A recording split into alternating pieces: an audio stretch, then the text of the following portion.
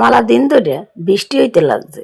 এই বৃষ্টির মধ্যে কিছু ভালো লাগে না, তাই যাক ভালো লাগুক আর না লাগুক আগে কটা ভাত বয়ে দিছি। কারেন্টটা যেন কতক্ষণের জায়গা হেই পেকে বুঝছেন, ওদিকে কটা কলা পাকছে, কলাটি খাওয়ার সময় পাই না। এখন রানমুখী চিন্তায় বাঁচি না, তাই খেতে কোনে যাইয়া কয়টা শক্ত শক্ত ডাটা নিয়ে আইছি। শক্ত ডাটা কিনলে গেছি জানেন, এই দে মুই এখন চুষনি রানমু। চুষনি দিয়া সেইবার মুই আজকে দুইটা ভাত খামো নিয়ত করছি। যাই হোক রানতে পারমু কি না পারমু জানি না। ওদিকে বিলইডে একসের দুষ্টামি করতে লাগছে মোর লগে, তাই চুষনির মধ্যে কয়টা হাঁক টাক দিলে ভালো লাগতো। তাই হাঁক আর আনতে মনে নাই, আজ ঘর খেতে যাবো না। যাই হোক যা আছে তাই দেই রানমু বুঝছেন। তাই খেতে কোন আনতে পারি নাই, তাই গেছে ছাদ বাগানে যাইয়া একটা বেগুন লই আইছি, একটা দুন্দুল লই আইছি।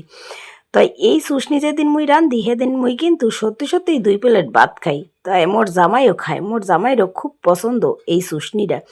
তাই এই চুষনিটা মোরা কিন্তু এবিল করে রান্ধি চাইছে সেইবার একটা লম্বা লম্বা করে সেইবার মোরা রান্ধি।